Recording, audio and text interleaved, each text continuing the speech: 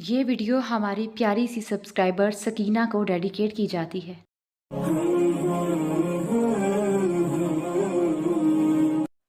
سنو، دعا کر کے پریشان مت ہوا کرو۔ دیکھو، دعا کے بعد اگلا مقام صبر کا ہوتا ہے، اور صبر کا صلہ اللہ تمہیں اپنے کن کی صورت میں ضرور دے گا۔ اور ہو سکتا ہے وہی چیز تمہارے نصیب میں لکھی ہو، اور ہو سکتا ہے وہی چیز تمہیں صبر اور دعا سے ملنی ہو۔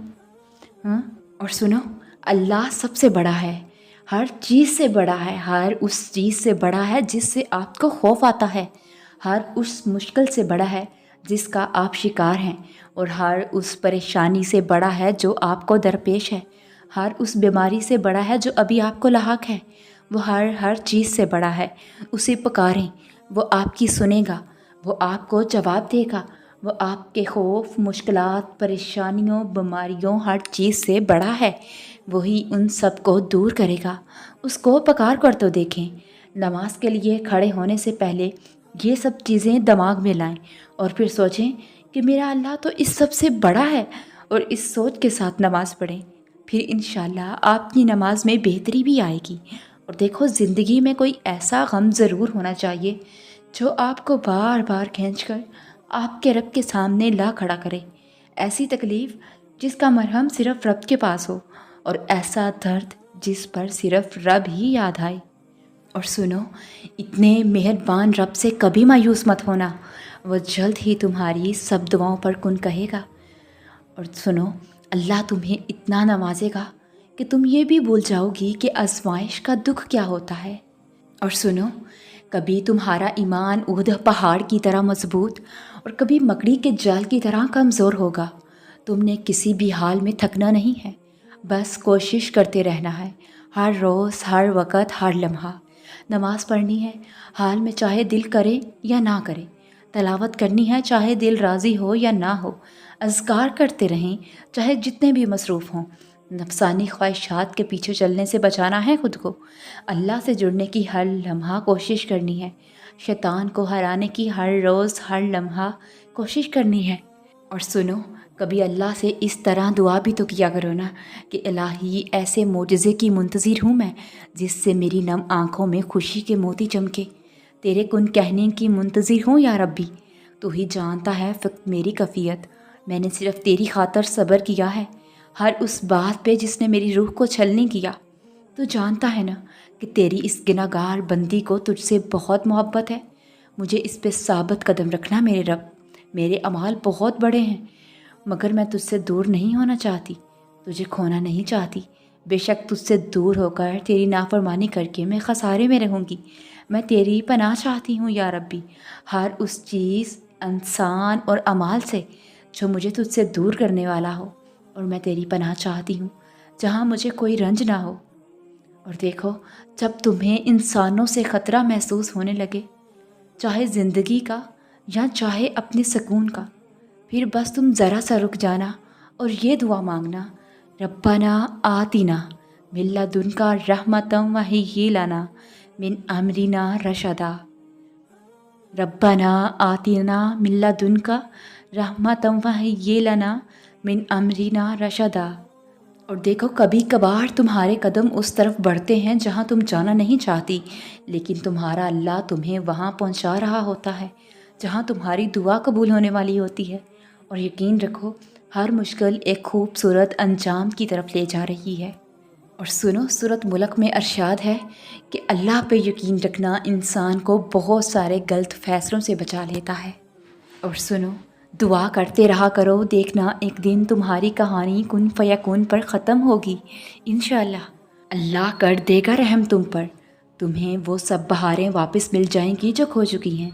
وہ خود تمہارا ہاتھ تھامے گا، تمہارے ساتھ چلے گا، اور ہر تکلیف دور کر کے ناممکن کی تمام دیواریں توڑ دے گا، کیونکہ وہی اس دنیا کا مالک ہے اور وہی تمہارا مددگار ہے۔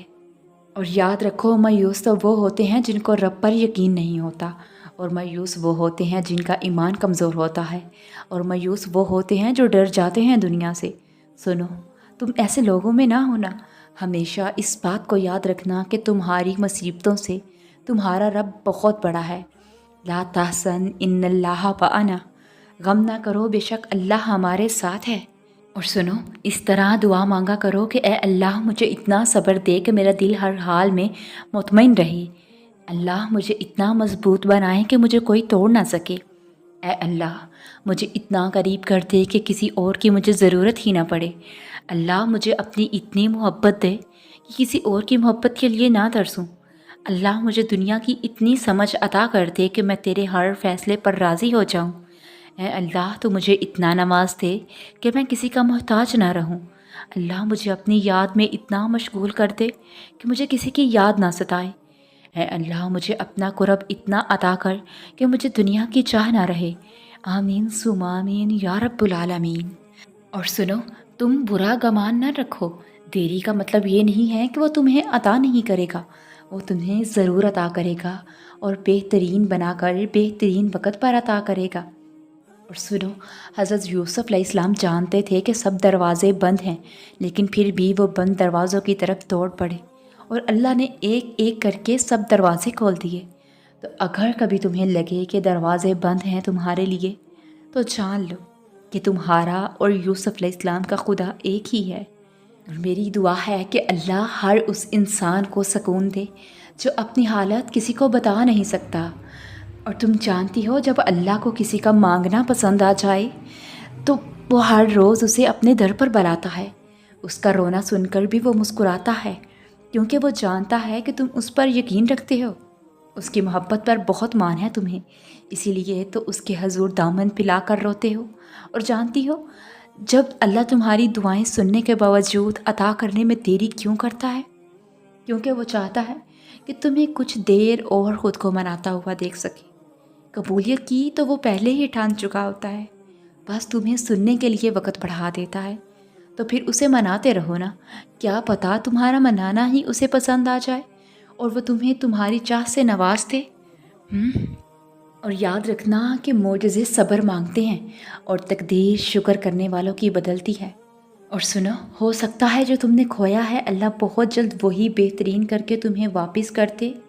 انشاءاللہ، بس ہار نہیں ماننی۔ اور سنو، اگر اللہ کو پانے کا سفر آسان ہوتا تو یعقوب علیہ السلام کی آنکھوں کی روشنی نہ جاتی۔ ایمان کمزور پڑ جاتا ہے، کوئی بات نہیں۔ قدم لڑکھڑا جاتے ہیں، کوئی بات نہیں۔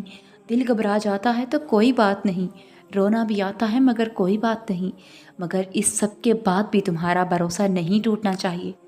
چلتے چلتے تھک بھی گئے ہو تو قدم رکنے نہیں چاہیے، روتے بھی ہو تو شکوہ نہیں کرنا چاہیے۔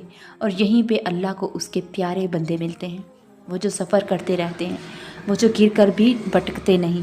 اور یہی یقین تمہیں اللہ کا بنا دیتا ہے، کیونکہ اللہ کو تو بس تمہارا یقین دیکھنا ہے نا۔